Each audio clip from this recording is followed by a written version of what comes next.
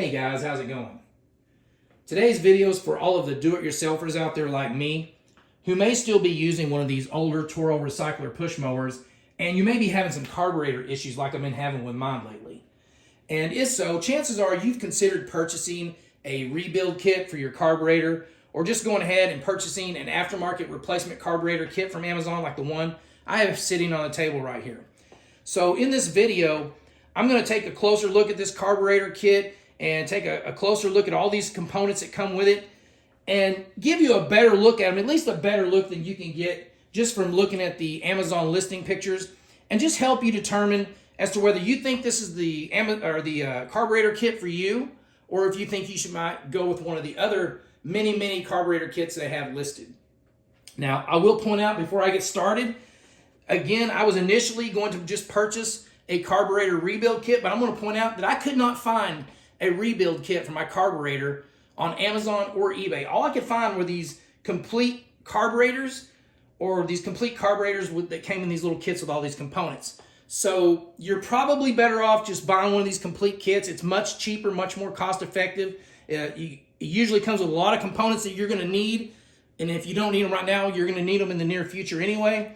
So that's the route I went, and that's why I ended up going with this kit. Now, first off, again, this carburetor kit is for a Toro Recycler Model 20016, and I want to point out that this push mower was manufactured between 2002 and 2006. So this push mower is between 19 and 23 years old, but it's still going strong when it runs. Other than the carburetor issues, I have no other problems with this push mower. It has a Tecumseh 6.5 horsepower motor, okay?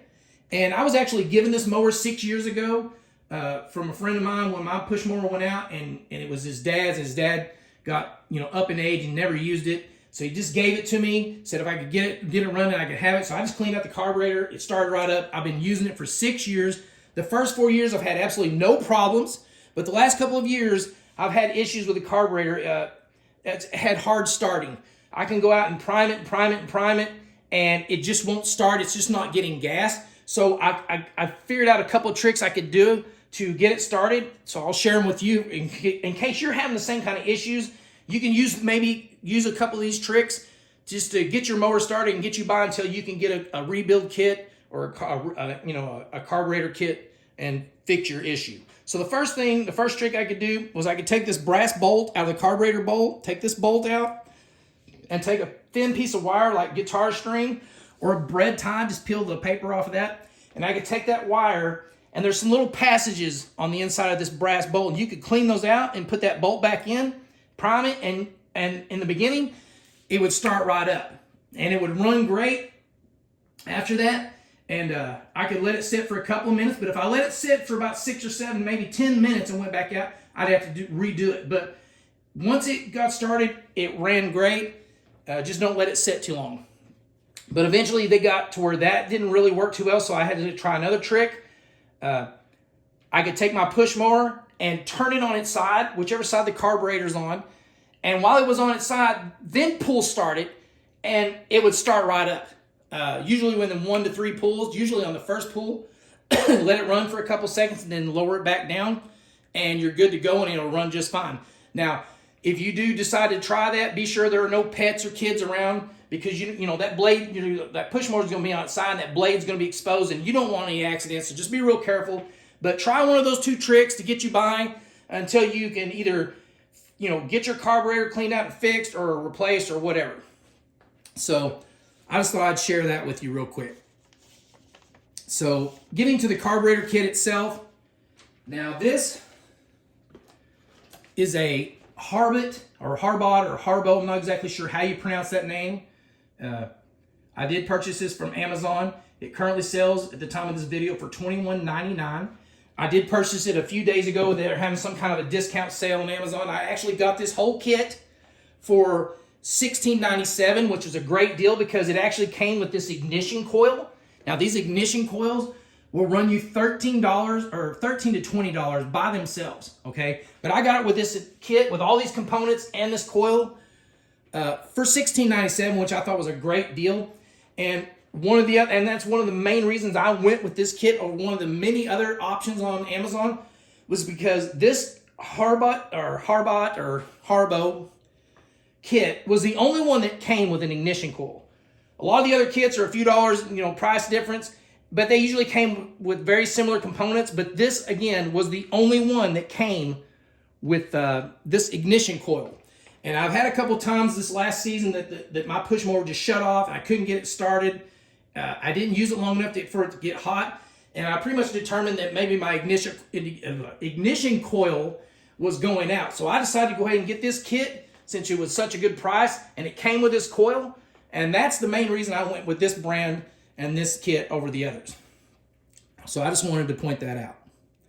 Now, getting to the carburetor kit itself, let's look at these components. I'll give you a closer look at this carburetor. Just kind of give you a 360, an up close look, what it looks like. Okay. It looks exactly like my original carburetor on my push mower right now. It came with my Toro. When I initially opened up the box and looked at this, I was a little concerned because of this little plastic gas inlet right here. This is where your fuel line attaches, okay? And I was a little concerned because normally your carburetor sits on the engine or on your mower like this, and this side faces away from the engine. And this side right here, this right here is right next to the engine block. And it puts out a lot of heat. And when plastic gets really hot, it gets brittle and gets cracks in it. And I was really concerned that this was going to crack or start leaking, because it's right next to the heat. But yesterday I took the original carburetor off of my push mower, and I realized that the original carburetor on my push mower has the exact same plastic inlet. Now on Amazon, there are a lot of kits. A few of them offer a carburetor with this plastic inlet, but most of them have a metal inlet. But I was surprised that my original push mower carburetor actually has this identical plastic inlet. So I'm not as concerned anymore. I mean, that carburetor's lasted 20-something years, so I'm not as concerned about that anymore. The primer bulb on here, it's a little different looking than my original one. It's pretty similar, but this one looks a little narrower, and it looks like it sticks out maybe just a little further, and it's very firm. It doesn't mush down as much as my old one. Now, I know it's new, and it hasn't been worked and loosened up, so that may be part of it, but it just feels stiffer. It doesn't feel like you have to push it down as far to get it to work. I'm sure it'll be fine, but I just thought I'd kind of point that out. Again, it looks just like my original carburetor, feels about the same weight, everything. On top, you got the same holes in your linkage plate here, or your throttle plate, whatever you want to call it. And if you'll notice, it's got good spring action to it. It's got some good spring action to the, oops, you can see that. It's actually a little firmer than the one on my original carburetor. So that spring's really good. And if you can see in there, if you can see inside that opening very well, kind of look inside there. But yeah, it's got good spring action to it, so I'm pretty happy about that. So yeah, that's the carburetor, and it looks pretty good to me. I hope it works good. And the next thing is they give you a gasket, a replacement gasket.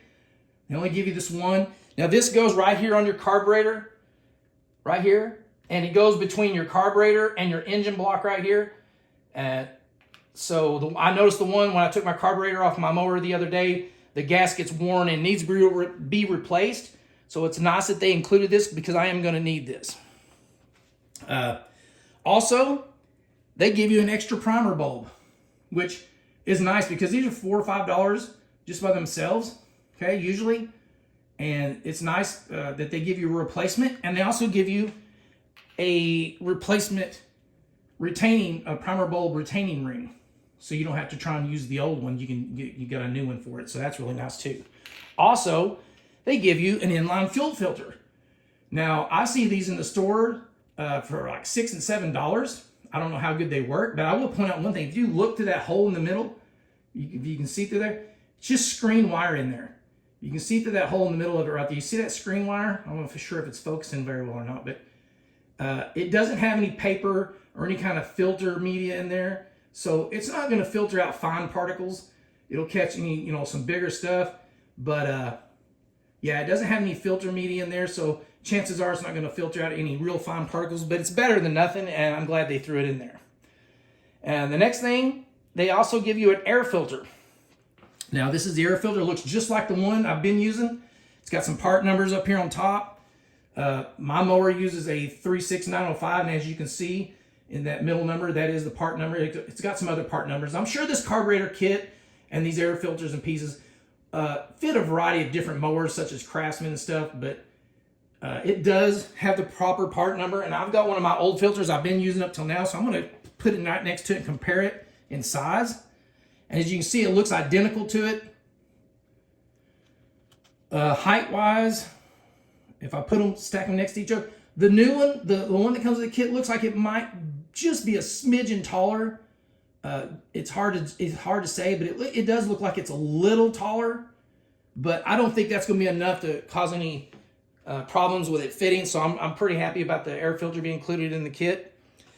And the next thing is they include a spark plug.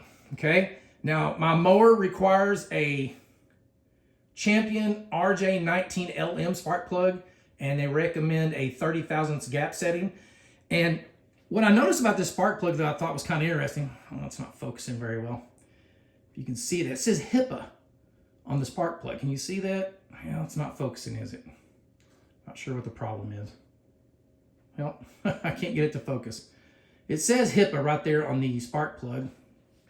And when I was looking at carburetor kits on Amazon, the HIPAA brand was one of the brands of carburetor kits that they offered. And that was one of the other carburetor kits I was considering purchasing. And I find it interesting that it has a HIPAA spark plug. And there are the numbers to the spark plug right there. So yeah, I don't know if this is actually a HIPAA carburetor kit that's being sold under the Harbot name, or if it's the other way around. But I just thought I'd point that out because I thought it was kind of interesting. Okay. And again, my spark plug gap setting recommendation is 30 thousandths. I'm going to check and see if this spark plug comes pre-gapped. I doubt if it does, but I got a little gapper testing tool here, or gap tool. And let's just check and see if it's pre-gapped at 30 thousandths. Okay, I doubt it is, but so we're going to push that on there. Okay, and no, it looks like it's about 24 thousandths. So it's not pre-gapped. It's not a big deal. I can gap it. I'm just glad they included a plug. I hope it's a good quality plug and it works good. And but I just thought I'd point that out. I also will point out one thing that a lot of people don't realize. If you're having trouble with your lawnmower running, you know, these gap settings on these spark plugs are important for efficiency, but you can have your spark plug gap anywhere from 10 thousandths to 60 thousandths, and that mower will run. It may not run efficiently, but it will run. So if you're having trouble with your mower staying running, it is not going to be because of the spark plug gap. Don't think it's just your spark plug gap is causing the problem, because they will run with a gap setting all the way down to 10 thousandths or even smaller and really wide. They may not run great, but they will run. So I just wanted to point that out for anybody who's having trouble with their mower running and they can't keep it running. It's not going to be the gap on your spark plug that's causing the issue. Okay? So I just wanted to point that out. Now, the other thing I'm really kind of happy about is the fuel line. They actually include a good quality fuel line with this. I've ordered carburetor kits for my weed eaters and stuff before, and they usually come with fuel lines that are really cheap. Okay, they're vinyl, they tear easy, they don't last long in the sun, they get brittle, or they, you know, and a lot of times they don't even fit or they're not long enough. I will say I'm really impressed with this fuel line. It's a heavy duty rubber fuel line. Okay, feels like a good quality fuel line like you get at O'Reilly or AutoZone or something, and it's a good quality fuel line. It feels like it's good quality. If you'll notice, it's got, I don't know if you can see in here, it's kind of dim. It's got two layers. It's got kind of an outer protective gray layer, and then it has an inner black rubber hose in the middle, and it's got some little nylon cord in there, some kind of braiding in there. It looks like a good solid tube or solid hose. Now, it is flexible, but it's not super flexible. It's not as flexible as the one that came on my push mower. I actually think it's better quality than the one that came on my push mower. Okay, so I did want to point that out. The opening on this is about 3/16. It might be just a hair over 3/16 wide in the opening. And I did measure this fuel line, and I measured out to 25.5 inches long. So I measured the original fuel line on my push mower, and it was 7 5/8 inches. So there's enough fuel line right here to replace my original fuel line 3 times. So you're getting 3 fuel lines with this kit. So I think that's a pretty good deal as well. And I didn't point that out, but it does have some writing on here. I don't know if you're going to be able to read it. It's pretty dim in here, but it does have some writing on there if you can see it. It might give you some information about the hose. But I thought I'd kind of put it up there and see if you could read it. But yeah, I was pretty happy that I got a good quality fuel line with it. And the last thing I'm going to look at is this ignition coil. Again, this is the only kit that came with an ignition coil. And these ignition coils will run you from $13 to $20 by themselves. So I was really happy to get this for, in this kit for 16 something. And it does have a little sleeve on here, a little protective sleeve to protect the cable from the heat. Even my original cable doesn't have that, or my ignition coil cable does not have that on my original coil. So it does have a heat sleeve on here, which is nice. Let's kind of give you a better look at it. Okay. Give you a better look at the boot. And I did measure the length of this cable. Now this boot up here at the top will kind of slide down. It slides all the way up. But I measured the length from the inside corner of this boot right here all the way to the front of this boot. You can see that. And it was exactly 8 inches. But if I slide that boot forward, it's actually all the way to the base of this ignition coil. There, you can't see it. It's 8 3/4 inches from the base of this ignition coil to the edge of this boot. So that give you an idea if the cable's gonna be long enough for you. So I just thought I'd point that out. And also, if you decide to install this on your mower, the recommended gap setting between the ignition coil and your flywheel is 0.010 of an inch. So yeah, guys, that's about it. I think one other thing I could do is I could check, see how tight this boot is on the spark plug, see if it's gonna be a tight fit or not. Kind of push that in there. It snapped in. Oh yeah, it's pretty tight. Oh yeah, it's pretty tight, guys. So there's no worries about this thing coming loose, okay? So it does have a good tight grip on that spark plug. So yeah, guys, I'm gonna install all this stuff and try it out and see if it runs good and make sure nothing leaks and it all runs. And if it works good, I'm gonna be real happy with it. I'll do a follow-up video once I get all this installed and video my mower running, let you hear how smooth it runs, or if it's having any issues, I'll video that as well. So I will do a little follow-up video and let you know how well it's running after I install this. And that's about it, guys. I hope you enjoyed the video. I hope I helped some of you all out there, determine whether you want to purchase this kit or not. And if you did like the video, give me a thumbs up. I'd really appreciate it. And better yet, subscribe to the channel. Doesn't cost you a penny, guys. It helps me out a lot. And it's going to help you, okay? It's going to notify you every time I post a new video, so you can come back and see what video I posted. So that's about it, guys. I appreciate you taking the time to watch my video, and I hope you have a great day. Thanks for watching.